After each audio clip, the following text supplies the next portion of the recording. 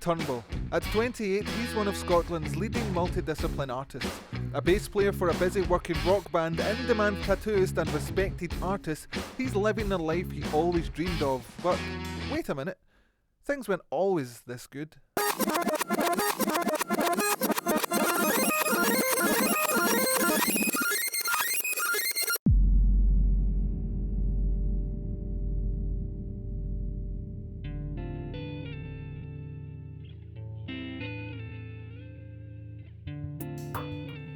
I knew I didn't really fit in with most folk around me and what their ambitions and view of life was. I grew up, you never really saw anyone achieving anything. It could be quite rough where I stayed.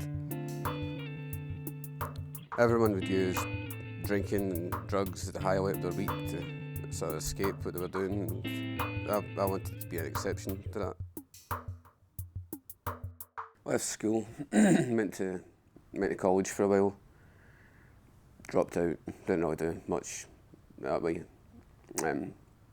I'd got into music as well at the same time, so I'd sort of shifted from wanting to do the art side of things and get into, wanted to join a band, you know, wanted to be a musician.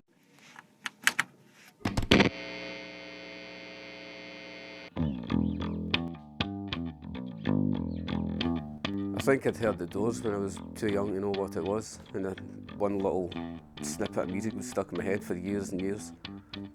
And I'd heard the song when I was a bit older, 14, 15 or something. It's a little switch just clicked in my brain, like, oh, there's that noise, that strange, dangerous noise I'd heard. And I went out and got into Jimi Hendrix and the Doors and Led Zeppelin.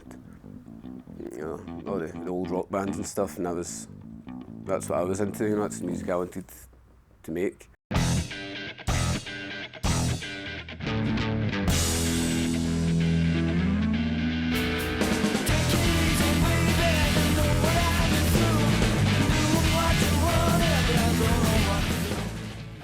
Chased that as much as I could. Eventually I joined up with a band and started playing as a musician for a while. Me and Lee write songs well together because he'll come to me with, like, you know, ideas or a page of just like, even just words he thinks, you know, sound good together, and I'll try and structure it more into like a verse or a, you know, a song. Lee's bass playing is amazing. It's great playing with him, very funky, very rhythmic, and his own style. And it looks good when he plays it and he bops his head.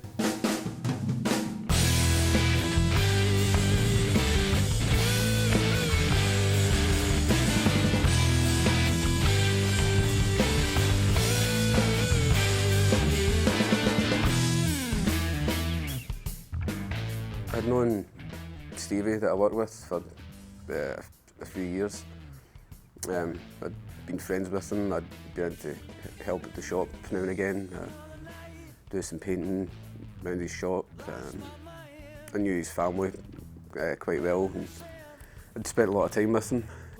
Every time he was round at my house or anywhere he was, there was always bits of paper lying about with doodles on them that were really quite good. I quite liked them. So when I decided I was going to take somebody else on as an apprentice, he was the first guy. He'd seen my drawings and he'd seen where my head was at and what I was trying to do.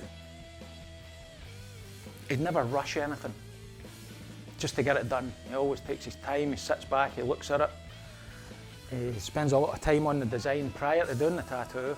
He knew it'd be worth sort of giving a chance to, you know, and sort of teach me some stuff. And when he's putting the stencil on, he is a stickler, that it's straight, it's in the right position, and that's what you want to be at the beginning. You want to be a stickler and have good integrity, that you're not going to, that nobody's going to try and talk you out of it or rush you. He doesn't rush, he takes his time, does everything nice and smooth. He decided he was wanting to take someone else on as an apprentice. He'd asked me if I was interested in it, and of course I jumped at it, you know. It was something that I'd always really liked to get into. Hard to try and pick up.